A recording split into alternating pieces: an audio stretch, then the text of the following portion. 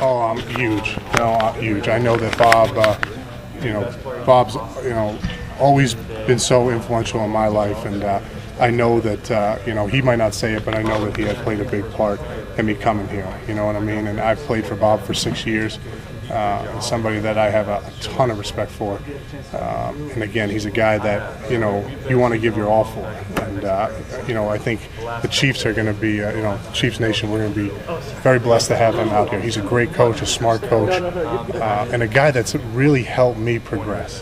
And taking interest in me, even being a defensive coordinator and then being a linebackers coach, still taking an interest in me and helping me to get better as a defensive lineman. So I have utmost respect for Bob. Can you give me some examples of how he helped you in that way? Yeah, I mean, I was just saying, Bob will have a 45-minute meeting on Wednesday for the linebackers, but he'll have the D line come in and just do a whole run game meeting. And I said, within that 45 minutes, everything you need to know about that team, the team you're playing coming up on Sunday. I mean, just a great coach, a smart coach, and then again, a guy that's analyzing me on the field and during practice, making sure I'm keeping up with my techniques and keeping good habits. And I always remember Bob saying, "Look, you're either getting better or getting worse. You never stay the same every day." And so that's something that I've always tried to apply to my life when I get out there on that field, is to make sure I'm always getting better. And he's really instilled that in me. Yeah, he's new here too, obviously. But what did he tell you about this program? What they're trying to do here? I mean, it's trying to build and it's something that I believe that we already have here is a culture. It's a hard-nosed, tough, blue-collar culture. And I feel like he's trying to, implement that in his defense. He wants his defensive players to be tough, physical, competitive, hardworking, loving football. And he's gonna hold us to that standard. And I think guys are going to really buy into that because, again, he's a guy you really want to work hard for.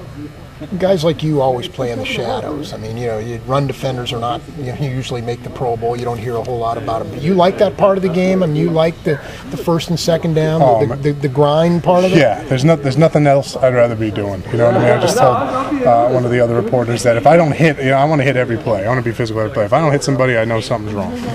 So that first and second down run game, that's where I live. I enjoy that.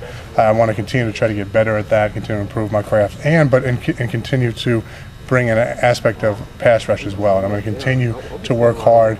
Watch some. I've had some extra stuff, forget the word I'm looking for, but I have some things set up to help me grow as a pass rusher as well. So I'm going to continue to try to bring all phases of the game out there. That's interesting. What kinds of things can you do to work on you? I've had some great coaches. I've had a lot of great pass rush tape, and sometimes the best way to work on pass rush is to watch guys do it. And so you got some tape of guys going out there making plays and rushing the pass, or you watch a sack tape from the year before and just see what guys are using and what's working. And then really, like Bob always instills us getting better in practice and taking those moves and instilling them and working on your craft. Yeah, you came into the league as an undrafted free agent. I mean, is it remarkable to you where you are now, coming from what you were back then? Yeah, it's by the grace of God that I'm here right now. I'm so grateful for it.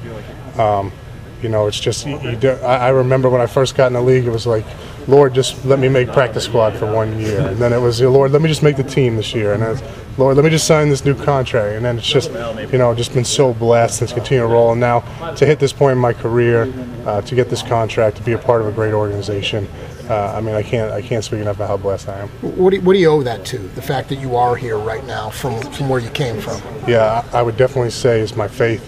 God has put a network of people around me, given me a network of people, a lot of great leaders in my life. I really believe that to get better, you want to surround yourself with people that are great at what you want to get better at. And then deal with that in all different aspects of my life, whether it be my marriage, my walk with Christ, again, in the weight room, on the football field. And God has really blessed me with leaders to look up to pursue and to say, okay, I want to be like that person. What is he doing to get to where he's at? And I feel like, to have those people in my life has made a big difference. The Jets haven't played the Chiefs since Todd Haley got fired, right. At least the next day. What do you know about the personnel here, defensively at least? I know we have 4 Pro Bowlers, 5 Pro Bowlers on defense. I think 4 Pro Bowlers. 4 Pro Bowlers. I mean, that's a good start, and I've watched this team on defense, and I think the thing that's really great is a lot of times when you bring in a new defense, and sometimes teams will switch from a 4-3 to a 3-4, you got to change your whole personnel because you have different style guys. But you have hard-nosed 3-4 guys here. Now we're bringing in that same kind of scheme where you don't have to do an overhaul. We got these guys, these Pro Bowlers that can play these positions.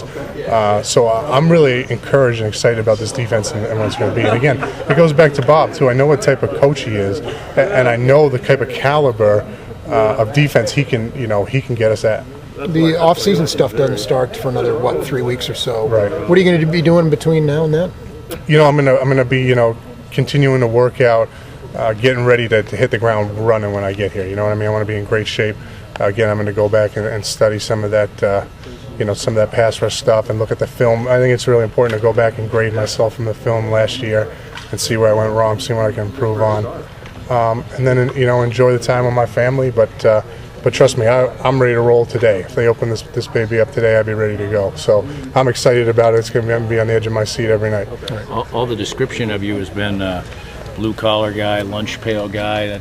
It almost sounds like a compliment and a not so compliment at the same time. Right. How would you react to it? Yeah, I mean, like you said, the lunch pail guy probably doesn't get a lot of, get all the flashy stuff and all that stuff, and there's a reason for that. I'm grateful for, what the gifts that God has given me. I'm grateful for the position that I'm in, and you take pride in it. I remember a couple of years ago they called our D line the no names. Right. You know what I mean? Because there was nobody they knew that was playing on that defensive line out there. So.